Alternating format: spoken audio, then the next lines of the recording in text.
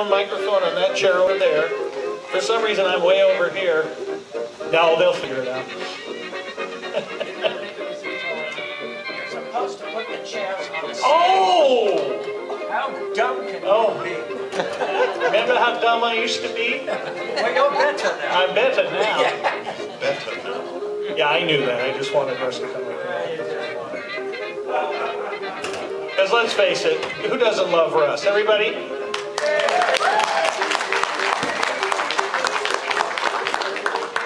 Okay.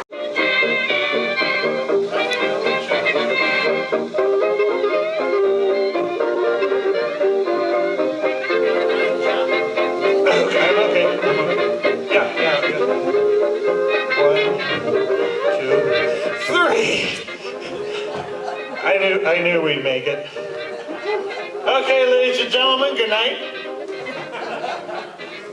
Yeah, Russ dared me to do the entire interview drunk, but out of respect for Craig, I'll do it drunk. No, I'm kidding. So, you have your book. Did you hold your book up for everybody to see? You know, I've always respected guys that can write a book because I've tried several times. That's for intermission, by the way. It's real moonshine.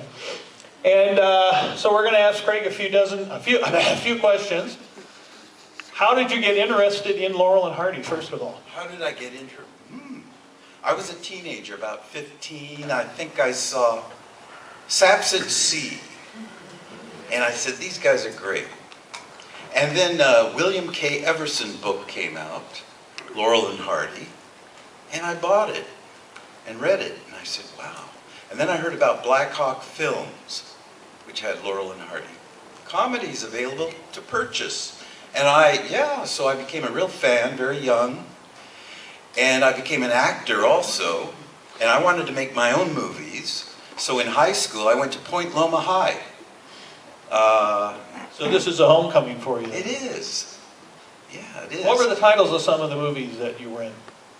Well, I mean, I made a Laurel and Hardy style comedy called Is There a Gardener in the House?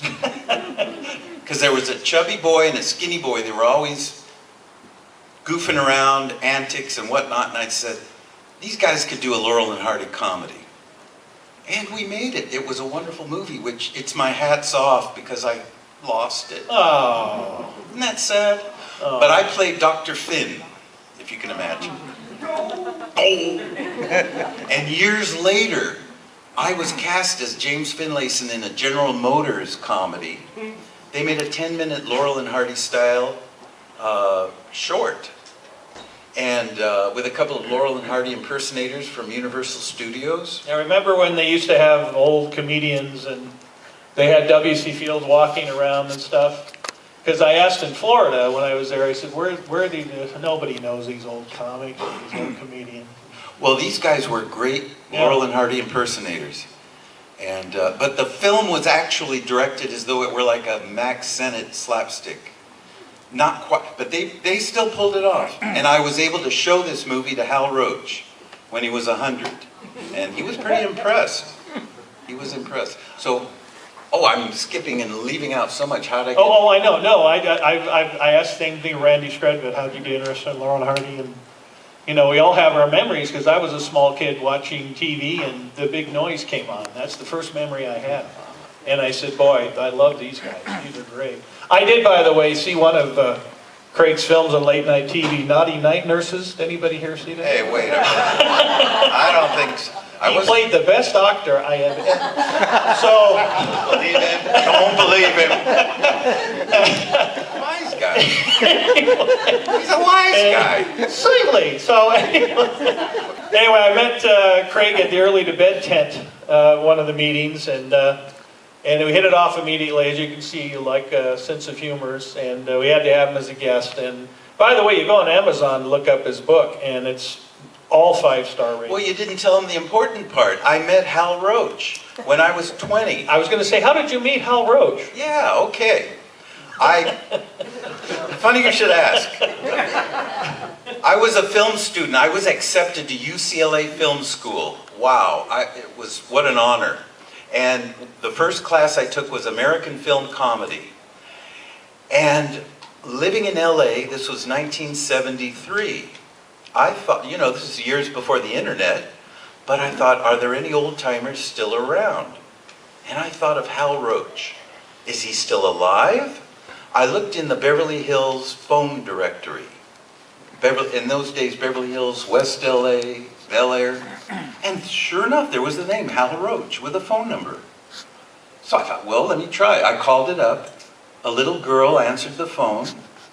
I said, is this the home of Hal Roach, who used to be a movie producer? She said, yes, it is. I said, may I speak to him? Just a moment. Grandpa, telephone. And it was Hal Roach answering the phone. I told him, what an honor to meet you, and I'm studying film comedy at UCLA. May I interview you for my paper?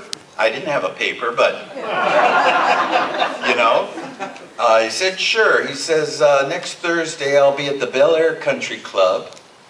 Meet me at the card room. Meet me in the card room at 4 o'clock. I sure will. And I sure did. And it's all described in my book, how I met him. We really hit it off. He was impressed that I knew so much about Laurel and Hardy. By that time, I'd seen as many of their movies as were available. I knew them inside out. I knew the gags. And he was very impressed. And I asked him a lot of great questions about details of how did he get together with Laurel and Hardy? How did they make the comedies? This, that, and the other.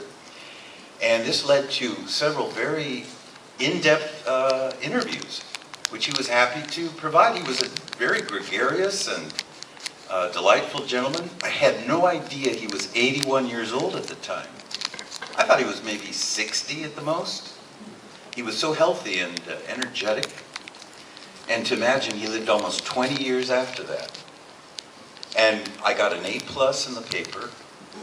I stayed in touch with it. I became a professional actor myself and did a lot of comedy. And I'd always let him know, Mr. Roach, I've done this, I'm doing that.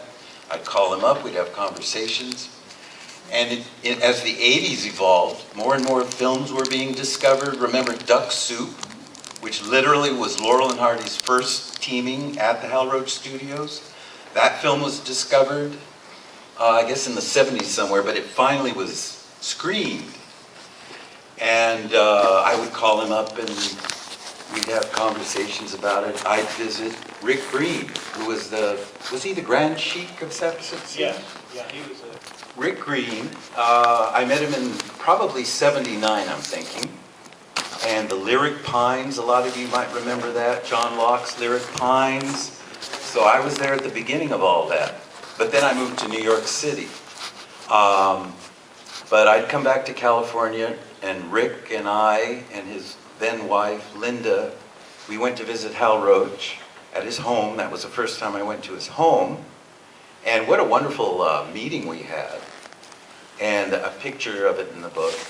Didn't he ask you to stay over? Well, several years went by, and then I was living in LA again. And they had restored the Spanish language shorts, and UCLA was screening them for the first time. It was 1988. I went, and my old professor Rosen was there, and he said, do you know Hal Roach is looking for a writing assistant? Really? Yeah. He said, well, why don't you call him and see?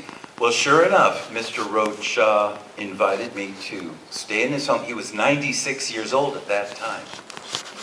And he said, it'd be best if you could stay at my home with me. He would go to bed really early. You know, his energy level was not as it was when he was 81, but he was still incredibly energetic. But it was just, sure, you know, he had a spare room and whatnot, and we'd talk and go over the script ideas, and I stayed there about a month. And, well, the years went by. I'd keep in touch with him. When they made that awful TV movie, Hot Toddy, about Thelma Todd. With Lonnie Anderson as Thelma Todd. Yeah, that came out in 1991, I remember, and I called Mr. Roach to get I would call him periodically, just to chat, just to catch up. And I asked him about that. It's in the book. He had a mouthful to say about that. Yikes. When he loved something, he loved it 100%. When he hated it, you knew it. Okay, he was that kind of guy. And then I had the privilege of visiting him again when he was 100 years old. Oh, wow. And I was at his funeral. And oh my gosh, why didn't I have a camera then? All kinds of surviving little rascals were there, our gang kids. Spanky was there, and Joe Cobb, who sat behind me, and we were chatting. Anita Garvin was there. Uh-oh. Nita Garvin, Russ. That was a very historical moment, really. It was the last time all those Hal Roach actors were there together. One last time. If you could pick one thing out of the book, one fact that really surprised or shocked or mystified, whatever what would it be?